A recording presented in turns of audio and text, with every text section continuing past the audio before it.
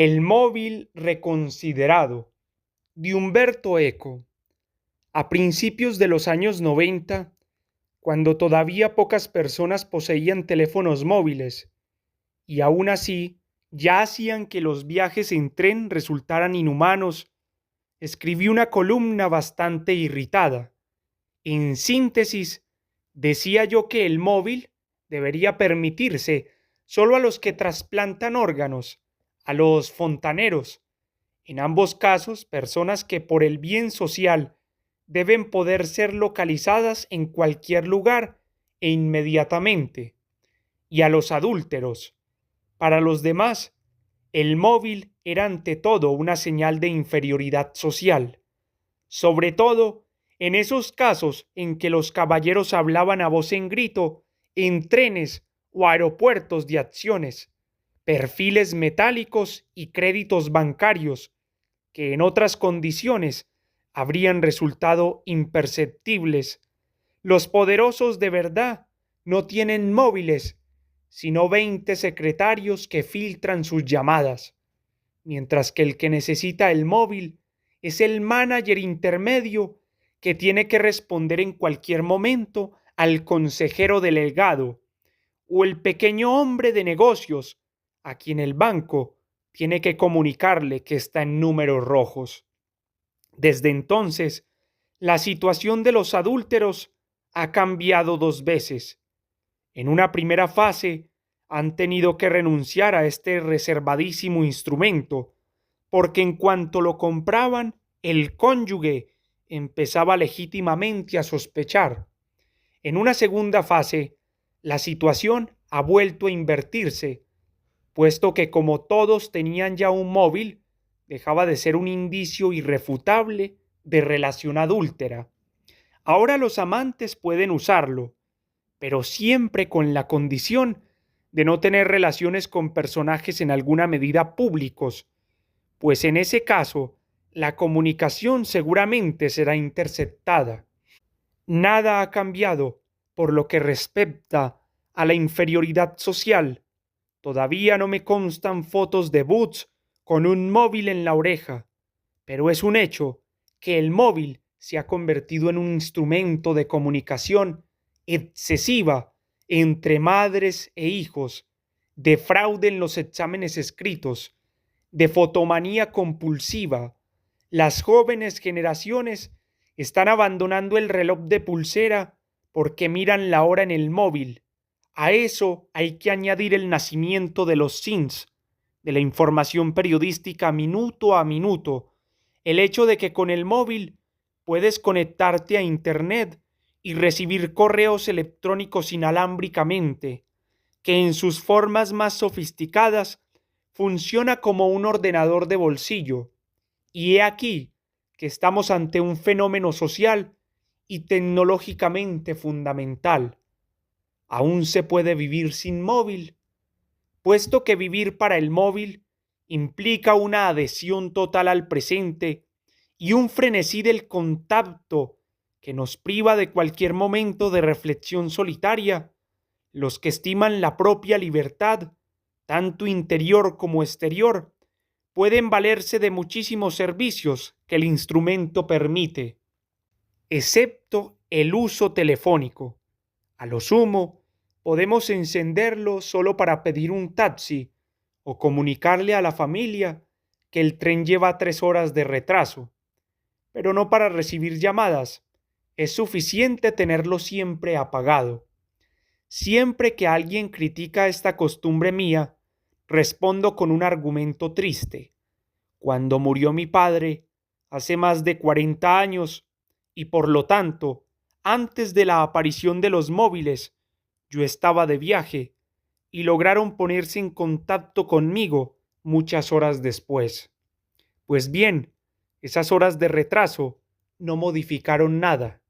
La situación no habría cambiado, aunque yo hubiera sido informado a los 10 minutos. Esto quiere decir que la comunicación instantánea que permite el móvil tiene poco que ver con los grandes temas de la vida y de la muerte. No le sirve a quien lleva a cabo una investigación sobre Aristóteles y ni siquiera a quien se estruja el cerebro con la existencia de Dios. El móvil, entonces, carece de todo interés para un filósofo, como no sea para poder llevar en el bolsillo una bibliografía de 3000 títulos sobre Malebranche. Pues no, hay ciertas innovaciones tecnológicas que han cambiado tanto la vida humana que se han convertido en un argumento para la filosofía. Basta con pensar en la invención de la escritura, desde Platón a Derrida, o en la introducción de los telares mecánicos, véase Marx. Curiosamente, ha habido poca filosofía sobre otros cambios tecnológicos que nos parecen muy importantes. Por ejemplo, el automóvil o el avión, aunque se ha reflexionado sobre el cambio de la idea de velocidad.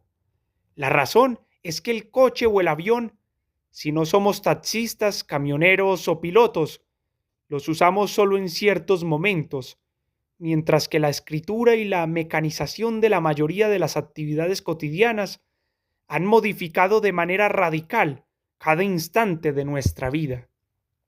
Mauricio Ferraris le dedica ahora un libro titulado ¿Dónde estás? Ontología del teléfono móvil a una filosofía del móvil. Quizá el título apunte a una diversión con sorna, pero Ferraris hace una serie de reflexiones muy serias a partir de ese objeto y nos hace entrar en un juego filosófico bastante intrigante. Los móviles están cambiando de manera radical nuestra forma de vivir, por lo que se han convertido en un objeto interesante desde el punto de vista filosófico. Al adoptar también las funciones de una agenda palmar y de un pequeño ordenador con conexión a la red, el móvil es cada vez menos un instrumento de oralidad y más un instrumento de escritura y lectura. Como tal, se ha convertido en un instrumento omnímodo de registro y ya veremos hasta qué punto palabras como escritura, registro e inscripción aguzan las orejas de ese compañero de fatigas de Derrida que es el Mauricio Ferraris.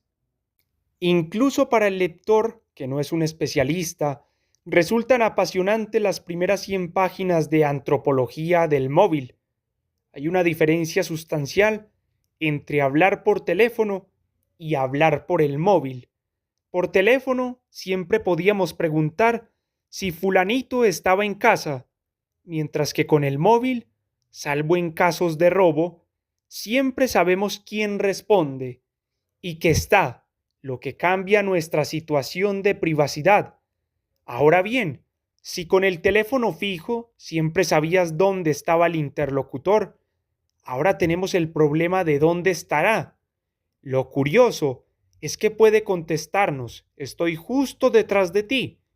Y si está abonado a una compañía de un país distinto, su respuesta estará dando media vuelta al mundo. Es más, no sé dónde está el que me contesta, pero la compañía telefónica sí sabe dónde estamos ambos, de modo que a una capacidad de sustraerse al control individual le corresponde una transparencia total de nuestros movimientos con respecto al Gran Hermano de Orwell. Se pueden hacer varias reflexiones pesimistas, paradójicas y por lo tanto creíbles sobre el nuevo Homo mobilis o Homo celularis. Por ejemplo, cambia la dinámica misma de la interacción cara a cara entre fulanito y menganito, que ya no es una relación entre dos, porque el coloquio puede ser interrumpido por una intromisión móvil por parte de sutanito, y entre fulanito y meganito la interacción se desarrollará de forma intermitente o se acabará del todo. Así pues, la principal herramienta de la conexión, el estar yo siempre presente a los demás, como los demás a mí, se convierte al mismo tiempo en la herramienta de la desconexión. Fulanito está conectado con todos menos con Menganito. Entre las reflexiones optimistas, me gusta la alusión a la tragedia de Zivago, que después de muchos años vuelve a ver a Lara desde el tranvía. no consigue bajar a tiempo para alcanzarla y muere. Si ambos hubieran tenido un móvil, ¿cómo habría acabado su trágica historia?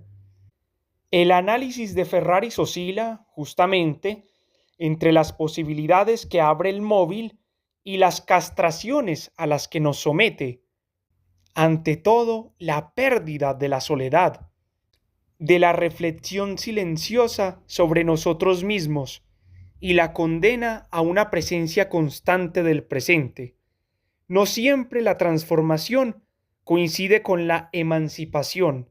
Ahora bien, al llegar a una tercera parte del libro, Ferraris pasa del móvil a una discusión sobre los temas que más le han apasionado en los últimos años, entre ellos una polémica con sus maestros originarios, de Heidegger a Gadamer y Batimo, contra el posmodernismo filosófico, contra la idea de que no existen hechos, sino solo interpretaciones, hasta una defensa ya plena del conocimiento como adequatio, es decir, como espejo de la naturaleza.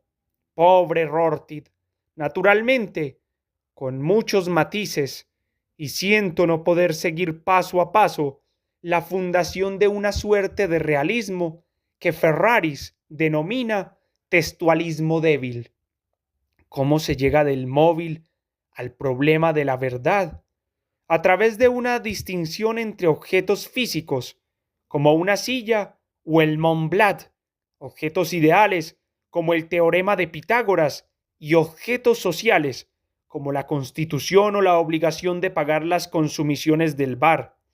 Los primeros dos tipos de objetos existen también fuera de nuestras decisiones, mientras que el tercer tipo se vuelve, digámoslo así, operativo solo tras un registro o inscripción.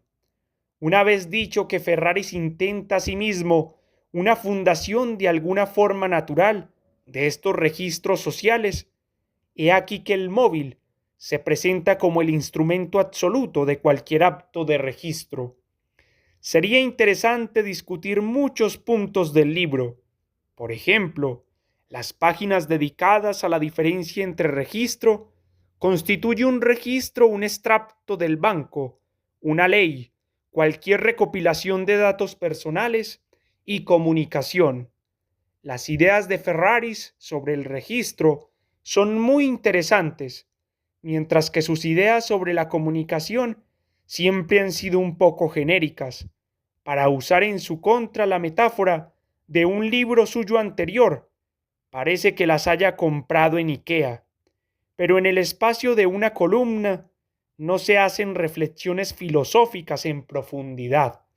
Algún lector se preguntará si de verdad era necesario partir del móvil para llegar a conclusiones que podían partir también de los conceptos de escritura y de firma. Desde luego, el filósofo puede empezar su reflexión incluso a partir de un gusano para diseñar toda una metafísica, pero quizá el aspecto más interesante del libro no es que el móvil le haya permitido a Ferraris desarrollar una ontología, sino que su ontología le haya permitido entender y hacernos entender el móvil, escrito y publicado en el año 2005.